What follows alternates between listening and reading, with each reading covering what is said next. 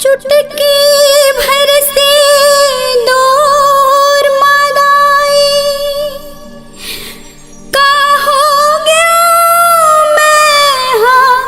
पराई वो दिखे ही बिहने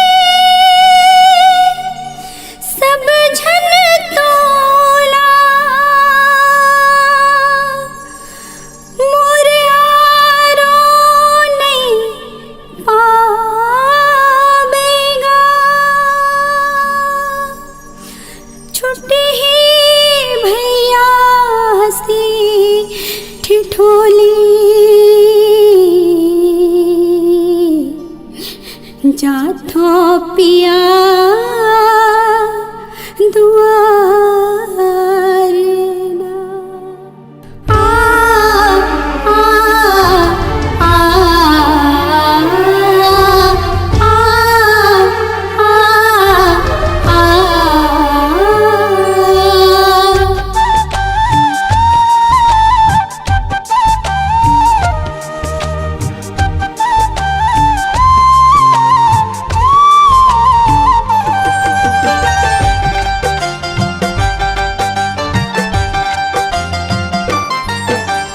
पहुना मना दे दाई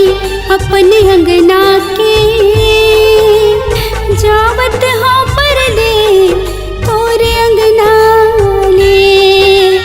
पहुना बना दे दाई अपने अंगना के जावत हो पर दे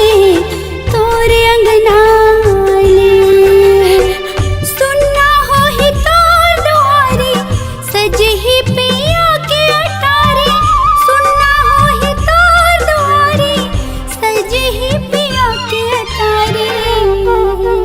पहुना बना दे दाई अपने अंगना के जावत हो पर दे तोरे अंगना ले पहुना बना दे दाई अपने अंगना के जावत हो पर दे तोरे अंगना ले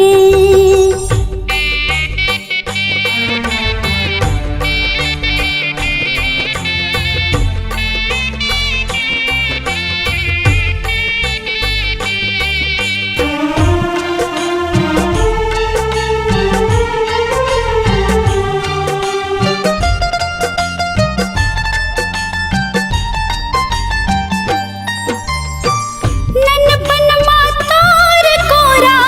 बने रहे मोर जठना मोर दुलारिन रानी बेटी कह के पुटारे हृदय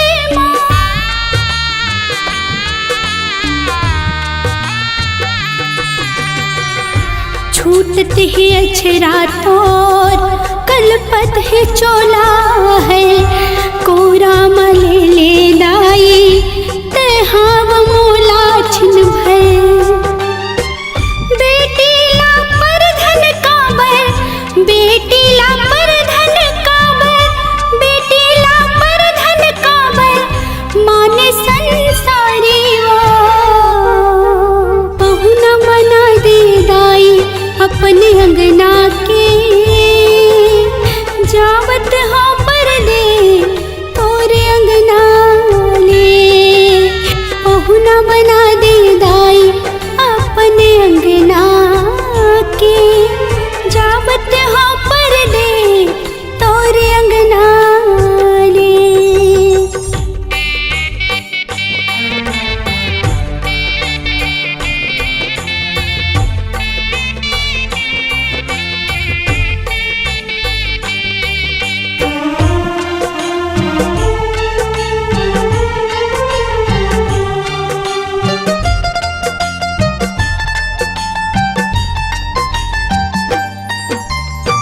मैं ठिठोली तोर भैया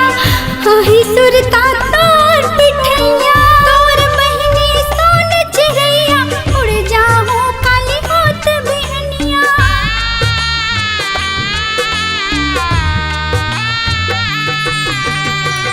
राखी तीजा पोरा के बेरा रही भैया तोर गोरा सो कहत रही बे आज ले मैं हो गयो पहुना। आरो ते सबके पावे, आरो ते सबके पावे, आरो ते सबके पावे,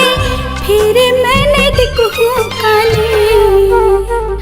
पहुना बना दे दाई अपन अंगना के। जावत हाँ पर दे तोरे अंगना ले, पहुना बना दे दाई तोरे अंगना के। जावत हाँ पर दे तोरे अंगना ले। सुनना हो ही तो दुआरी सजे ही पिया के तारी, सुनना हो ही तो दुआरी सजे ही पिया के तारी। पहुना बना दे दाई अपने अंगना के। जावत हाँ पर दे तोरे अंगना ले, पहुना बना